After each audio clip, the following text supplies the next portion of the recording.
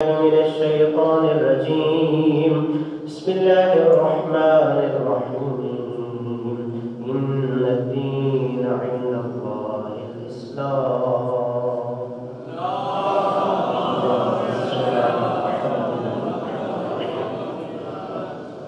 سب سے پہلے اللہ تبارک و تعالیٰ کا شکر ادا کرتا ہوں کہ اس نے ہمیں موحد توحید پرست پیدا کیا.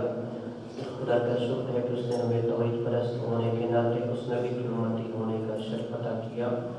جس کا امتی ہونا انبیاء کے لیے باعث شرف اور فضیلت سمجھتے ہیں. پھر خدا کا شکر ہے کہ اس نبی کی امتی ہونے کی حیثیت سے ہمیں اس نبی کی آل اطہار کی محبت و مودت کا ثابت قدم فرمایا. اللہ تبارک و تعالیٰ نے انسان کی تخلیق کے بعد انسان کی جو ہدایت کا اہتمام فرمایا. اللہ نے معصوم انبیاء رسولوں کو بھیجا, صاحب شریعت پیغمبروں کو بھیجا, اور جب نبوت کا وقت ہو گیا تو اللہ نے امامت کے ذریعے انسانیت کی ہدایت کی, اور ان میں جو اللہ نے آخری معصوم ہادی اور پیشوا انسانیت کی ہدایت کے لیے بھیجی وہ حضرت امام مہدی علیہ السلام.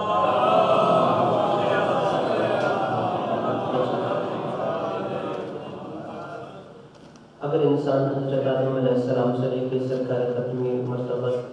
تمام انبیاء کی اب زندگی ان کی تعلیمات پڑھیں تو ان میں ایک اہم چیزیں بھی ہمیں نظر آتی ہیں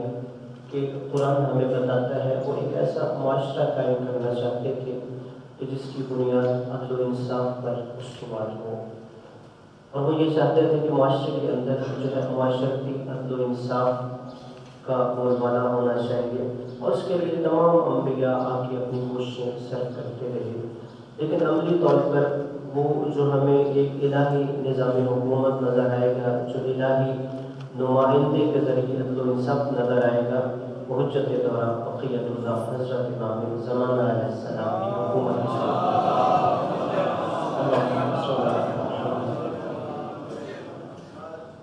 اور اگر امام زمانہ علیہ السلام کے بارے میں میں عرض کروں تو اکثر لوگوں کے ذہن میں یہ سوال اٹھتا ہے کہ جب وہ امام ہے, امام نے ہدایت کرنی ہے, رہنمائی کرنی ہے, تو پھر وہ پردے غیبت میں کیوں ہے؟ اس حوالے سے اگر مختلف آپ کتابوں کا مطالعہ کریں, لیکن جو میری نظر میں ایک بہترین جواب ہے وہ جو آیت اللہ شہید باقر الصدر نے اپنی کتاب میں لکھا ہے. عراق کے بہت بڑے عالم تھے, مجتہد تھے آیت اللہ شہید باقر الصدر. انہوں نے کہا کہ جو امام زمانہ پردہ غیبت میں گئے ہیں اس کی وجہ خود یہ لوگ ہیں, خود یہ انسان ہیں کہ یہ امام کی غیبت میں جانے کا موجب نہیں ہے. وہ کہتے ہیں کہ اس کی مثال یوں ہے کہ اگر آپ کسی انسان کو ایک چراغ دیں اور اسے کہیں کہ تم اندھیرے میں جب سفر کرنا چاہتے ہو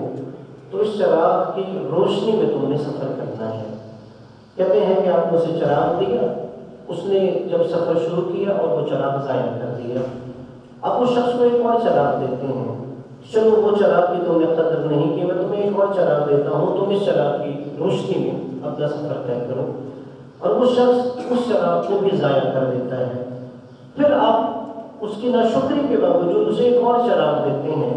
کہ تم اس چراغ کی روشنی میں اپنا سفر اور منزل کا تعین کرو. کہتے ہیں کہ آپ نے یہ بات دی کہ اسے 11 چراغ دیے ہیں, لیکن اس نے ہر چراغ کی قدر نہیں کی بلکہ اسے ضائع کر دیا ہے. وہ کہتے ہیں تو پھر ایسے انسان کے لیے یہ ہونا چاہیے کہ کچھ وقت کے لیے اس سے وہ چراغ لے لیا جائے تاکہ اسے چراغ کی روشنی کی قدر ہو. کہتے ہیں کہ یہی انسانیت کے لیے اللہ تبارک و تعالیٰ نے ختم نبوت کے بعد مولا علی سے لے کے امام حسن عسکری علیہ السلام کی صورت میں لوگوں کو ایک ایسا نور امامت اور چراغ امامت عطا کیا کہ جس کی روشنی میں انسانیت کو اپنا سفر طے کرنا تھا. لیکن اس انسانیت نے ان 11 معصوم چراغوں کی اماموں کی قدر نہیں کی, تو اب اللہ نے اس آخری جو چراغ امامت ہے اسے پردہ غیبت میں رکھ دیا تاکہ لوگوں کو اس کی کمی محسوس ہو کہ چونکہ ہم نے پہلے نور امامت کی قدر نہیں کی, اب اس لیے وہ نور امامت پردہ غیبت میں چلا گیا ہے. تو اس لیے اگر ہم دیکھیں کہ ائمہ علیہ السلام میں سے ہر امام کے ساتھ اس زمانے کے لوگوں نے کیا کیا ہے, تو اللہ نے آخری امام کو پردہ غیبت میں بھیج کے ایک امامت کی جو اہمیت ہے, جو اس کی ہمارے ساتھ ایک وابستگی ہے اس سے سمجھایا ہے کہ اب جو تم نے مدارج طے کرنے ہیں کمالات کے، تم خود امام کی کمی اور کوتاہی ظاہری حیات میں محسوس کرو گے۔ اور دیکھیے جیسے نہج البلاغہ میں امیر المومنین حضرت علی علیہ السلام کا بھی فرمان ہے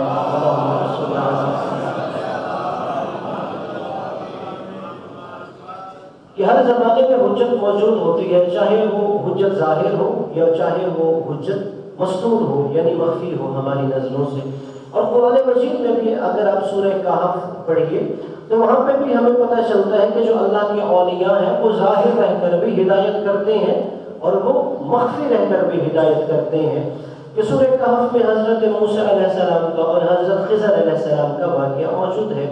حضرت موسیٰ علیہ السلام بھی ہدایت کر رہے تھے انسانوں کی، حضرت خضر علیہ السلام بھی ہدایت کر رہے تھے، مگر دونوں میں فرق یہ تھا کہ جناب موسیٰ لوگوں کے درمیان ظاہری طور پر رہ کر ان کی ہدایت کر رہے تھے، اور جناب خضر علیہ السلام لوگوں کے درمیان ہی مخفی رہ کر ہدایت کر رہے تھے۔ اور یہاں تک کہ حضرت موسیٰ علیہ السلام جیسے صاحب شریعت اور اعظم پیغمبر کو کہا گیا کہ جب انہوں نے یہ محسوس کیا شاید مجھ سے بڑا کوئی اب اہل علم نہیں ہوگا، تو خدا نے کہا کہ میرا ایک بندہ خدا اپنے سامنے ہے کہ جاؤ موسیٰ کو تمہیں دریا کے کنارے ملے گا اور اس سے جا کے کچھ علم حاصل کرو۔ حالانکہ وہ جو حضرت موسیٰ علیہ السلام جن کے پاس حصول علم کے لیے جا رہے تھے، وہ اللہ تبارک و تعالیٰ کی وہی حجت تھی جو لوگوں کے درمیان موجود تھی لیکن مخفی رہ کر لوگوں کی ہدایت کر رہی تھی۔ تو اس لیے امام مہدی علیہ السلام بھی موجود ہیں، لوگوں کی ہدایت کرتے ہیں، مگر وہی جیسے اللہ نے سورہ کہف میں اشارہ فرمایا کہ جناب خضر بھی موجود تھے جناب موسیٰ کے زمانے میں، مگر وہ مخفی رہ کر لوگوں کی ہدایت کرتے تھے۔ امام زمانہ بھی اسی کائنات اس دنیا میں موجود ہے، مگر فرق یہ ہے کہ ہمارے درمیان موجود ہوتے ہیں مگر ہم انہیں نہیں پہچان پاتے، اور ہر مشکل امر میں وہ انسانیت کی ہدایت کرتے ہیں۔ امام زمانے کے ذات پہ قلندر سلام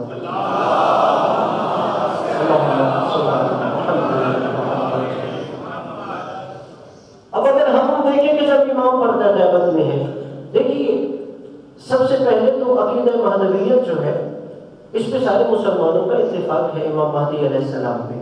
کہ ایسا نہیں ہے کہ ہم یہ سمجھیں امام مہدی کے بارے میں صرف شیعہ عقیدہ رکھتے ہیں، اہل سنت نہیں رکھتے، نہیں، سارے مسلمان اس بات کو مانتے ہیں کہ آخری زمانے میں امام مہدی علیہ السلام دنیا میں تشریف لائیں گے، اور اس میں بھی مسلمانوں میں کوئی اختلاف نہیں ہے کہ یہ جو امام مہدی ہوں گے یہ نسل رسول میں سے ہوں گے، اور اس پر بھی تمام مسلمانوں کا اتفاق ہے کہ وہ جو نسل رسالت جناب فاطمہ سلام اللہ علیہا سے چل رہی تھی وہ امام مہدی علیہ السلام مولائے کائنات اور جناب فاطمہ سلام اللہ علیہا کی اولاد میں سے ہوں۔ اور پھر اس حوالے سے اہل سنت کی کتابوں میں ایک روایت ہے اور وہ اس کا بہت زیادہ شکر بھی کرتے ہیں کہ پھر رسول خدا نے یہ بھی فرمایا کہ وہ جو نسل حسن حسین میں سے امام مہدی ہوں گے، کہ رسول خدا نے امام حسن اور حسین علیہ السلام کی طرف اشارہ کر کے فرمایا کہ وہ ان دونوں کی اولاد میں سے ہوگا۔ اور یہ بھی جو ہم امام مہدی کے بارے میں عقیدہ رکھتے ہیں بے شک وہ ایسا ہی ہے کہ جب امام سجاد علیہ السلام کی ہم سیرت پڑھتے ہیں تو ان کی جو نسل چلی،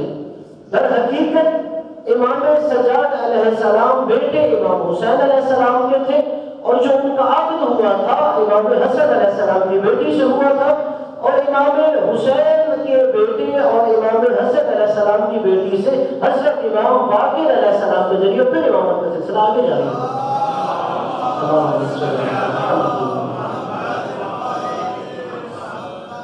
اور پھر ہماری کتابوں میں بہت سی ایسی روایتیں موجود ہیں، خاص طور پر کہ وہ امام حسین علیہ السلام کے 9ویں بیٹے ہوں گے، اور پھر اس پر بھی تمام مسلمانوں کا اتفاق ہے۔ اور وہ صحیح بخاری کے اندر روایت موجود ہے کہ کیف انتم، اس وقت تمہاری کیا شان ہوگی کہ جب جناب مریم کا بیٹا بھی تمہارے درمیان نازل ہوگا، وَإِمَامُكُمْ مِنْكُمْ، لیکن جو امام ہوگا وہ تم میں سے تھا۔ یعنی یہ بھی اتفاق ہے تمام مسلمانوں کا اس بات پر کہ امام مہدی علیہ السلام کے ابتدا میں جناب مریم کے بیٹے حضرت عیسیٰ علیہ السلام نماز پڑھیں۔ تو پھر ہم کہیں گے اختلاف کس بات کا ہے؟ اختلاف صرف ایک بات کا ہے، ہم کہتے ہیں کہ امام مہدی علیہ السلام کی ولادت ہو چکی ہے، اور وہ کہتے ہیں کہ امام مہدی علیہ السلام کی ولادت ہوگی۔ لیکن اگر ایک اور اہل سنت کی کتاب المعجم الکبیر میں طبرانی نے روایت لکھی ہے، اور ایک کتاب ڈاکٹر طاہر القادری صاحب نے لکھی ہے القول المعتبر فی الامام المنتظر، اس کے اندر انہوں نے امام مہدی کے حوالے سے مختلف احادیث جمع کی ہیں، اس کے اندر بھی انہوں نے اس کی طرف اشارہ کیا ہے کہ جس میں روایت کے لفظ یہ ہے کہ نبی نے فرمایا کہ امام مہدی علیہ السلام کی ولادت نہیں بلکہ وہ بھی تمہارے درمیان نزول فرمائیں گے، یعنی گویا ان کی ولادت حضرت عیسیٰ علیہ السلام کی طرح پہلے سے ہو چکی ہوگی، بس وہ دنیا میں ظہور فرمائیں گے، پردہ غیب سے ہٹ کے لوگوں کے درمیان آئیں گے۔ یعنی اس میں کوئی اختلاف نہیں، امام مہدی علیہ السلام آخری زمانے میں دنیا میں تشریف لائیں گے۔ اور پھر ایک روایت ہے جو سنن ابن داؤد، سلسلہ جو اہل سنت کی کتابیں ہیں ان میں سنن ابن داؤد کے اندر بھی ہے، سنن ابن ماجہ کے اندر بھی، کہ جس میں رسول اللہ صلی اللہ علیہ وآلہ وسلم نے فرمایا اللہم صلی اللہ امام زمانے کے ظہور کے تاجیل کے لیے مل کے بلند تر صلوات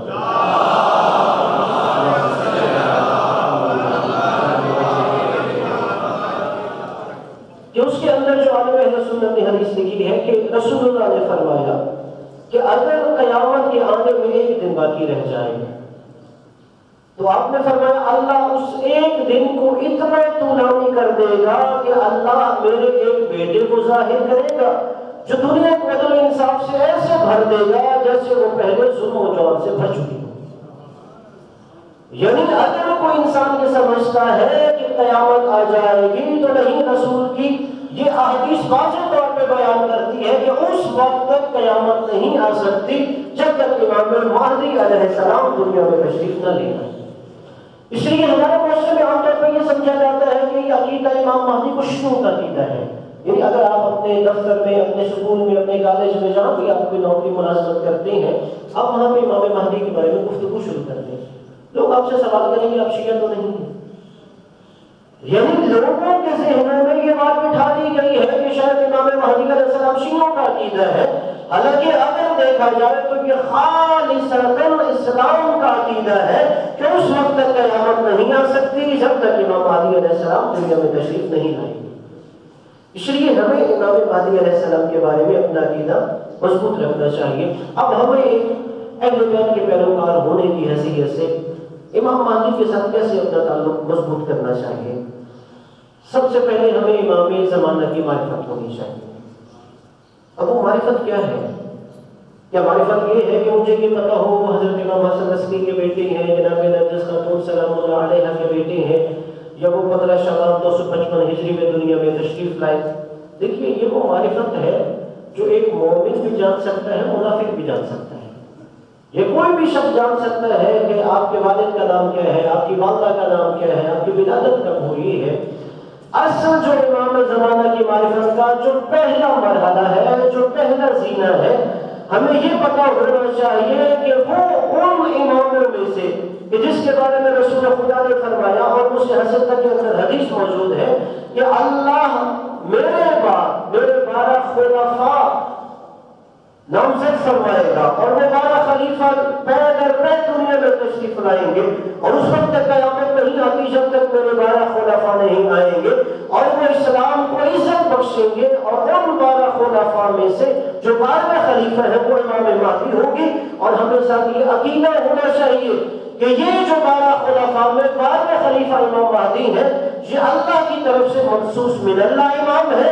اللہ کے بنائے ہوئے امام ہے، ہم پر حجت ہے، اور ہمارے لیے جو دین کا اصل مصدر اس زمانے میں ہے اور ہمارے گلے میں جن کی بیعت کا توق ہے وہ یہی حضرت امام مہدی علیہ السلام۔ نعرہ تکبیر، اللہ اکبر، نعرہ رسالت، یا رسول اللہ، نعرہ حیدری،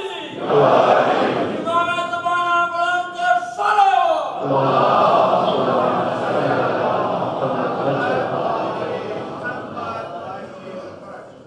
اور جب ہمیں امام کی معرفت ہو جائے، اب دیکھیے امام کی معرفت کے لیے بھی ممکن ہے کہ آپ کم از کم کوئی ہفتے میں ایک ہی دن اپنے گھر میں کوئی امام زمانہ کے نام کی ایک بیٹھک سجائیں، کم از کم اپنے گھر کے جو افراد ہیں انہیں بیٹھ کے امام زمانہ کا تذکرہ کریں، تاکہ آپ کے بچوں کے دلوں میں بھی امام زمانہ کی محبت پیدا ہو، امام کے ساتھ اپنا تعلق استوار کریں۔ اگرچہ آپ امام زمانہ کی ایک حدیث انہیں پورا سنا دیں، اس کے لیے ضروری نہیں کہ آپ کسی عالم کو بلائیں، نہیں، کوئی امام زمانہ کی ایک کتاب آپ اپنے گھر میں رکھیں اور کم از کم شب جمعہ اپنے گھر کے افراد کو امام زمانہ سے تعلق مضبوط کرنے کے لیے، معرفت کے لیے، اور اسی پہ امام زمانہ کی ایک حدیث سنا دیں تاکہ کچھ نہ کچھ پہ امام زمانہ کا پتہ چلے۔ اور پھر دوسرا مرحلہ معرفت کے بعد کہ میں خود کو کیسے امام زمانہ کا ناصر بنا سکتا ہوں، اس لیے کہ ہم اس پردہ غیبت میں جو امام موجود ہیں، انتظار کر رہے ہیں، وہ اپنے رخ خیبر سے پردہ ہٹائیں اور دنیا میں ظہور فرمائیں، تاکہ دنیا میں جو انہوں نے عدل و انصاف کا نظام نافذ کرنا ہے، ہم امام کے خادم کی حیثیت سے ان کے اس الہی مشن میں مددگار بن سکیں۔ اب اس میں ہم کیسے مددگار بن سکتے ہیں؟ اس کے لیے پہلا مرحلہ یہ ہے کہ ہم اپنا تزکیہ نفس کریں، کہ میں اپنے نفس کو پاک کروں، میں اپنے آپ کو اس قابل بناؤں کہ میں امام زمانہ کا سامنا کر سکوں۔ اور اس کے لیے یہی آسان ہے کہ میں ہر روز اپنا محاسبہ کروں، کہ رات سونے سے پہلے جب بستر پہ جاتا ہوں تو میں دیکھوں کہ صبح سے لے کے اب سونے تک کتنے ایسے کام ہیں کہ جو اللہ نے مجھ پہ واجب کیے تھے وہ میں نے سارے کیے ہیں، اور میں غور کروں کہ کون کون سے مجھ سے خدا اور رسول اور اپنے امام کی نافرمانیاں سرزد ہوئی، اور اگر مجھ سے نافرمانیاں سرزد ہوئی ہیں تو میں خدا رسول کی بارگاہ میں معافی مانگوں، اور میں اگر اس کی قضا ہے تو اس کا قضا کروں، اس کی تلافی ہے تو تلافی کروں، اور اگر واجبات ترک ہوئے ہیں تو میں ان کو قضا بجا لاؤں یا میں اسے آئندہ کبھی نہ ترک کروں، تاکہ اپنا تزکیہ نفس کریں۔ اور پھر امام زمانہ کی ایک مددگار کی حیثیت سے اپنا تعلق مضبوط کرنے کے لیے ہمیں ہر روز اپنے دن کی ابتدا امام زمانہ کے نام سے کرنی چاہیے، اور وہ کیا ہے؟ اس کے لیے کوئی آپ کا خرچ نہیں آئے گا، کوئی آپ کا وقت نہیں صرف ہوگا، کہ جب آپ صبح اٹھتے ہیں تو سب سے پہلے اپنے امام کی بارگاہ میں سلام عرض کیجیے کہ السلام علیکہ یا صاحب العصر والزمان، یا السلام علیکہ یا بقیت اللہ، السلام علیکہ یا ابا صالح۔ یعنی جب آپ اپنے دن کا آغاز ہی اپنے امام علیہ السلام کے نام سے کر رہے ہیں اور آپ اپنے امام علیہ السلام کو سلام کر رہے ہیں، اب دیکھیے سلام کرنا مستحب ہوتا ہے، جواب دینا واجب ہوتا ہے، اب خود سوچیے جب آپ امام پر سلام کر رہے ہیں تو یقیناً امام آپ کو آپ کے سلام کا جواب دیں گے، جسے امام زمانہ صبح کے وقت سلامتی کی دعا دے دے اس کا سارا دن امن و سلامتی سے گزرے۔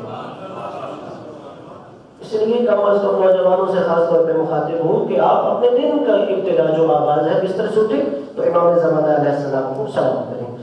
پھر امام سے تعلق مضبوط کرنے کے لیے جو روایت ہے دعائے عہد کی تلاوت کریں، ہر روز کر سکتے ہیں تو بہت بہتر ہے، کم از کم زندگی میں ایک دفعہ ایسی روٹین بنائیں کہ 40 دن مسلسل اس کی تلاوت کی جائے، اس لیے کہ معصوم فرماتے ہیں جو 40 دن مسلسل دعائے عہد کی تلاوت کرے گا اگر وہ مر بھی جائے گا تو اللہ اسے قبر سے اٹھائے گا اور اسے امام زمانہ کی سپاہیوں کے ساتھ محشور کرے گا۔ پھر آپ بے شک ہر شب جمعہ اس دعائے عہد کی تلاوت کریں، اور پھر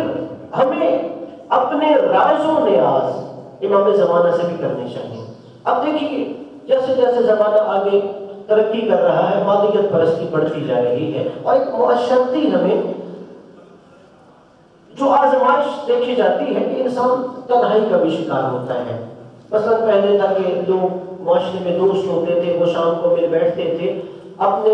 امور ایک دوسرے سے شیئر کرتے تھے اور کوئی نہ کوئی انہیں بہتر طور پہ مشورہ ملتا تھا۔ اب شاید اتنا زیادہ میڈیا کا دور ہے کہ انسان بجائے دوستوں کے درمیان بیٹھنے کے شاید وہ میڈیا میں جا کے بیٹھ گیا، سوشل میڈیا استعمال کر رہا ہے، یا باقی اس کے علاوہ جو اور آپ کے پاس کوئی اینڈرائڈ موبائل ہے آپ اس میں بیٹھے ہوئے ہیں، یعنی یہ ایک انسان معاشرتی طور پہ تنہائی کا بھی شکار ہو رہا ہے۔ اب اس کے لیے انسان چاہتا ہے کہ کوئی تو ایسی ذات ہو جس سے میں اپنے راز و نیاز کروں۔ اس کے لیے آپ یہ سمجھیں سب سے بہترین جو ہستی آپ کو راز و نیاز کے لیے ہے وہ امام زمانہ علیہ السلام۔ کہ کبھی ایسا بھی ہے جب آپ مصلی عبادت پہ ہیں یا گھر میں تنہائی میں بیٹھے ہوئے ہیں تو جو آپ کے امور ہے آپ ایک راز و نیاز کی صورت میں امام زمانہ سے اپنے دل کی باتیں کریں۔ اور شاید میں سوچوں کہ میں امام زمانہ سے کیا راز و نیاز کی باتیں کروں، امام سے اپنی کیا کروں، امام سے میں ان کی کیا پوچھوں۔ اس کے لیے بھی دیکھیں آئمہ نے ہماری مشکل آسان کی ہے. ایک دعا ہے جسے دعائے ندبہ کہتے ہیں. اب وہ دعائے ندبہ پڑھ لیں, عربی میں نہیں, اس کو اردو ترجمہ ہی پڑھ لیں. آپ کو پتہ چل جائے گا کہ میں نے امام سے راز و نیاز کیسے کرنی ہے. میں نے اپنے دل کی کون سی باتیں امام کو بتانی ہے اور امام زمانہ سے اپنے دل کی کون سی باتیں پوچھنی ہے. آپ کا امام زمانہ سے تعلق مضبوط ہوگا. اور پھر جیسے اپنے لیے آپ صدقہ دیتے ہیں ویسے امام زمانہ کی طرف سے صدقہ دیں. جیسے آپ اپنی سلامتی کی دعا کرتے ہیں ویسے امام زمانہ کی سلامتی کی دعا کریں. اور وہی جو آپ دعا بھی پڑھتے ہیں اللہم کل ولیک الحجۃ ابن الحسن صلواتک علیہ وعلی آبائہ, اس کی کثرت سے آپ تلاوت کیا کریں. اور یہ خاص طور پہ کتاب الکافی میں شب قدر کی رات کہ جو اعمال ہیں اس میں یہ مذکور ہے کہ جب امام نے بتایا کہ آج کی رات کون کون سے عمل کرے تو امام نے فرمایا اپنے امام کی سلامتی کی بھی دعا کرو, اور اس میں یہ دعا منقول ہے اللہم کل ولیک الحجۃ ابن الحسن. لیکن یہاں پہ ایک سوال آتا ہے, کیا امام زمانہ میری دعاؤں کے محتاج ہے؟ یعنی میں امام زمانہ کی سلامتی کے لیے دعا کروں گا یا ان کے وجود کے صدقے میں مجھے صحت و سلامتی ملے گی؟ در حقیقت اس کا یوں آپ سمجھیے جیسے آئمہ نبی اور آل نبی ہمارے درود کے محتاج نہیں ہے کہ میں درود پڑھوں گا تو اللہ ان پہ رحمت نازل کرے گا, بلکہ چھٹے امام سے یہ جملہ ہے کہ درود امام نے کہا تم ہم پہ پڑھ رہے ہوتے ہو, یہ رحمتیں تم پہ اتر رہی ہو.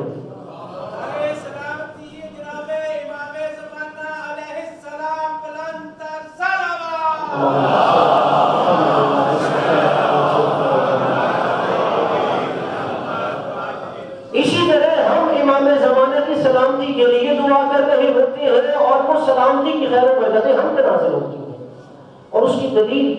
کہ دعویٰ کا دلیل کیا ہے کہ وہ ہم پہ نازل ہوتی ہیں. کتب ربندی نے اپنی کتاب میں یہ روایت لکھی ہے. کہتے ہیں کہ ایک شخص تھا, اس کا نام عبد الرحمن اصفہانی تھا, اصفہان کا رہنے والا تھا. اس کے اوپر غربت آ گئی, افلاس ناداری آ گئی, لوگوں نے اس سے تنگ آ کے اسے اپنے شہر سے نکال دیا. اس نے کہا کہ میں بغداد جاتا ہوں, اور اس وقت جو عباسی بادشاہ تھا متوکل, میں اس سے شکایت کرتا ہوں لوگوں کی. عبد الرحمن کہتا ہے وہ شیعہ نہیں تھا, امام کی امامت کا معتقد نہیں تھا. وہ کہتا ہے کہ میں بغداد چلا گیا تو میں نے دیکھا وہاں پر دربار کے پاس سپاہیوں کا ہجوم ہے. میں نے کہا کہ یہ اتنا ہجوم کیوں ہے؟ تو کہا گیا کہ ابھی شیعوں کے امام کو لایا جائے گا. تو کہتے اتنے میں نے دیکھا شیعوں کے 10ویں امام یعنی حضرت امام علی نبی علیہ السلام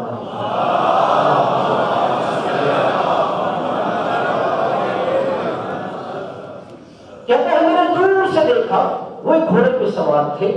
اور وہ لوگوں کی طرف دائیں یا بائیں طرف نہیں دیکھ رہے بلکہ امام علیہ السلام اپنے گھوڑے کی گردن کی بالوں پہ مسلسل نظر جمائے ہوتے ہیں. کہتے ہیں جب میں نے شیعوں کے امام کا چہرہ دیکھا جو ان کی ایک وجاہت تھی, جو روحانیت تھی, میرے دل میں اس شخص کی محبت پیدا ہوئی. میں نے سپاہیوں سے پوچھا کہ اس نورانی شخص کو کیوں دربار میں لے کے جا رہے ہیں سپاہی؟ مجھے بتایا گیا کہ متوکل نے بلایا ہے اور متوکل انہیں قتل کرنا چاہتا ہے. کہتے ہیں جب میں نے یہ سنا کہ اتنی روحانی شخصیت اس قدر نیک و صالح شخص اور بادشاہ نے قتل کرنا چاہتا ہے اور میرے دل میں جب محبت پیدا ہوئی, کہتے ہیں میں جانتا نہیں میں نے اپنے دل میں خدا کی بارگاہ میں دعا مانگی کہ اب الہا انہیں قتل نہ کیا جائے تو انہیں طول عمر اور سلامتی عطا کرنا. کہتے ہیں میں نے دل میں یہ دعا مانگی. کہتے جب ہی وہ امام علی نکی کی سواری میرے قریب گزری تو کہتے جو میں نے دل میں دعا مانگی تھی وہ میری طرف متوجہ ہو کے کہتے ہیں عبد الرحمن اصفہانی استجاب اللہ دعاک, اللہ نے تیری دعا مستجاب کر دی. اور امام نے کہا کہ جو تو نے میری سلامتی کی دعا مانگی ہے اس کا تجھے صلہ کیا ملا ہے؟ قسم قبض اللہ عمرک, جو تو نے زمانے کی حجت اور امام وقت کی سلامتی کی دعا مانگی ہے اس وجہ سے اللہ نے تیری عمر طولانی کر دی ہے. اور دوسرا صلہ وَقَسَّرَ اللَّهُ مَا لَكَ وَأَوْلَادَكَ, اللہ نے اس دعا کے صلے میں تجھے مال بھی مقصر عطا کرے گا اور تجھے اولاد بھی کثرت سے عطا کرے گا. اور وہ کہتا ہے جب میں تمہیں یہ واقعہ سنا رہا ہوں جب میں نے امام کے لیے دعا مانگی تھی میری جھولی خالی تھی، میں مفلس اور ناداری کی شکایت لے کے بادشاہ کے پاس جا رہا تھا کہ اس وقت میرے پاس 10 لاکھ درہم ہے اور میری 70 سال عمر ہے اور اللہ نے مجھے 10 بیٹوں سے امام کے صدقے میں نوازا۔ تو اس لیے آپ اپنی مصیبتوں پریشانیوں سے اگر نکلنا چاہتے ہیں تو امام کی سلامتی کی دعا مانگیے، اس کے وسیلے میں اللہ تبارک و تعالیٰ آپ کے لیے آسانیاں پیدا فرمائیں گے اور جو ہمارے کے کائنات امام زمانہ کے ظہور میں تاجر فرمائے اور ہمیں امام کے قدموں میں شہادت نصیب فرمائے۔ بسم اللہ الرحمن الرحیم والعصر